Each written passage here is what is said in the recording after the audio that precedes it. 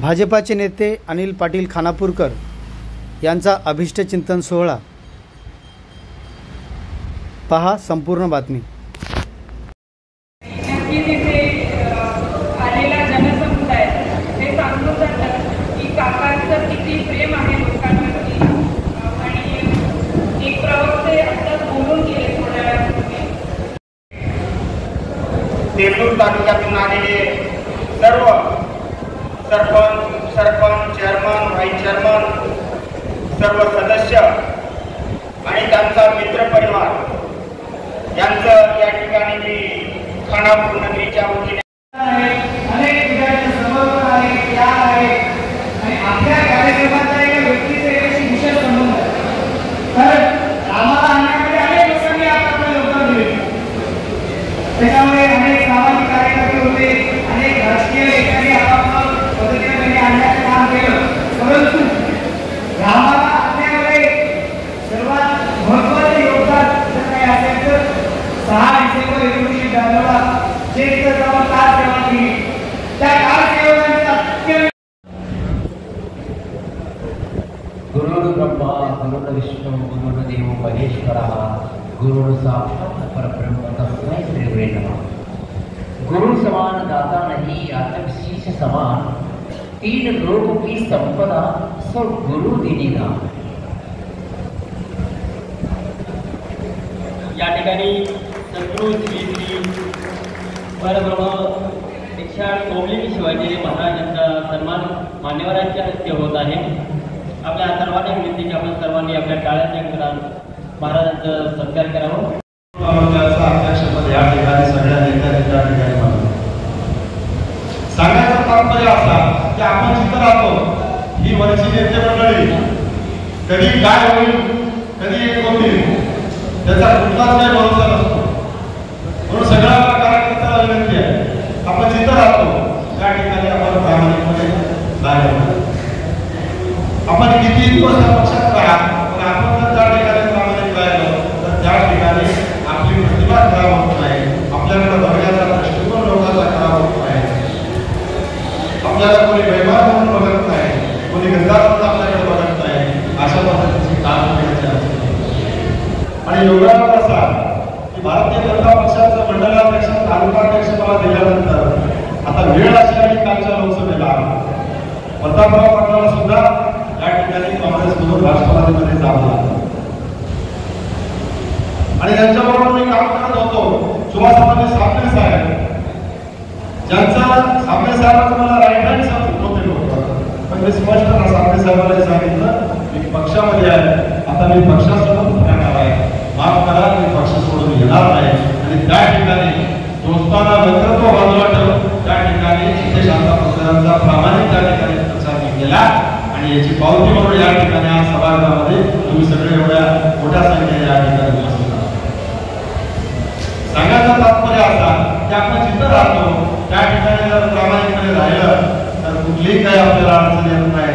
महेश पाटलांच्या भावनामध्ये लक्षात आलं, महेश पाटलांची तळमळ आहे की महेश पाटलाची इच्छा आहे की परत एकदा अनिलवाडी जिल्हा परिषदेमध्ये गेले पाहिजे।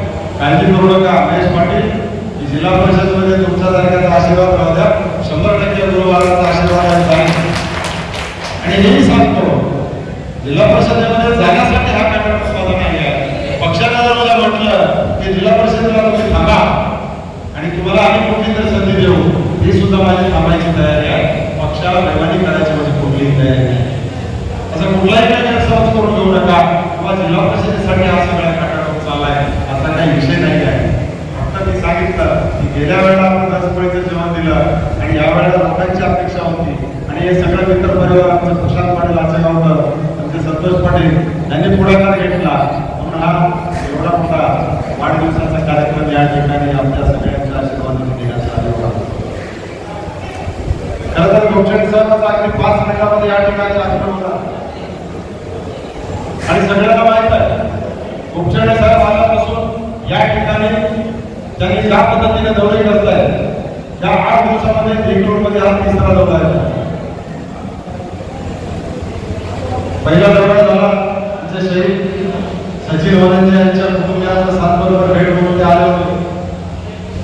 त्या सातबोल भेटीमध्ये दिवसभरामध्ये त्यांनी मुलाचा हात घेतला नाही, पुढे घेतले नाही, भुके घेतले नाही, स्पष्ट सांगितलं मी सांत्वन भेटीला आलो आहे, तुम्ही कुणाच्याही मला हात घ्यायचा नाही, तुम्ही घ्यायचा नाही, मी सांत्वन भेट आणि सांत्वन भेटत ते करून गेले.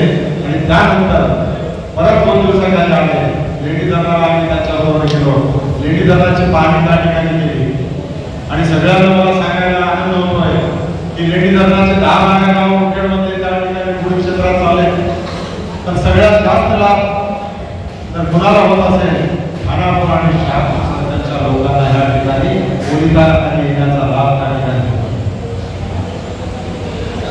मनाळाने लेडीच्या मध्ये ही जी गावं आहे ही संपूर्ण गावं ओलिताखाली येणार आहे. आणि सगळ्यांना मला सांगायला आनंद होईल की ज्या दिवशी आम्ही गावावर गेलो त्या ठिकाणी जे 39 वर्षापासून या धरणाचं काम त्यांच्या परिवाराचे आणि जे उपस्थित असलेल्या सर्व मंडळींचं हात जोडून त्या सगळ्यांनी क्षमा मागतो. कारण आज सकाळी 8 वाजल्यापासून धर्माबाद, त्याच्यानंतर बिलोली, त्याचं नायगावमध्ये डॉक्टर बाबासाहेब आंबेडकरांची जयंती आणि पाऊस खूप मोठ्या प्रमाणात होता आणि बाबासाहेब आंबेडकरांचा पूर्णाकृती पुतळा याचं अनावरण डॉक्टर बाबासाहेब आंबेडकरांचे नातू आनंदराज आंबेडकर आणि ते आम्ही दोघे एकाच व्यासपीठावर बसलेलो होतो. आणि त्यांचं भाषण झाल्याशिवाय मला त्याचं बोलता येत नव्हतं. त्यावेळी मी अनिल पाटील तुमची मी अंतःकरणातून क्षमा मागतो, तुमच्या दोघा प्रतिनिधींनी मी अंतःकरणातून क्षमा मागतो आणि उपस्थित सर्व मान्यवरांची पण क्षमा मागतो. या अत्यंत हृदयपूर्ण सोहळ्याला उपस्थित असलेले 1 ते 8 श्री सोमलिंग शिवाचार्य महाराज दुष्कुंदेकर यांच्या चरणी साष्टांग दंडवत. माझे सहकारी, माझे मार्गदर्शक, माझ्या आयुष्याच्या जडणघडणीत अनेक काळापासून असलेले रामदास पाटील सुलतानगरजी, लक्ष्मणराव खंडवाड, या ठिकाणी असलेल्या आमदारांच्या मातोश्री, त्यानंतर आपले बंधू उमाकांतराव मुखेडे, संतोष पाटील, या ठिकाणी उपस्थित असलेले सर्व मराठी पाटील आहेत, देवाडे उपस्थित प्रशांत दासरवार, महेश पाटील, खरंतर ज्यांची नावं अनिल पाटलांनी घेतली आणि ज्यांची नावं रामदास पाटलांनी घेतली ही सर्व नावं सगळ्यांची क्षमा मागतो. कारण भरपूर वेळ झालेला आहे. मी आज या ठिकाणी आलो की माझं अनिल पाटलावर असलेल्या प्रेमापोटी मी आज तिथे आलेलो. अनिल पाटील हे व्यक्तिमत्व असं आहे की त्या व्यक्तिमत्वाला लोह चुंबक हे नाव दिलं पाहिजे. जसं लोह चुंबकाकडे माणसं आकर्षित होतात. माझे दिवंगत प्राचार्य गोविंदराव पाटील गोखले, माझे जुलते प्राचार्य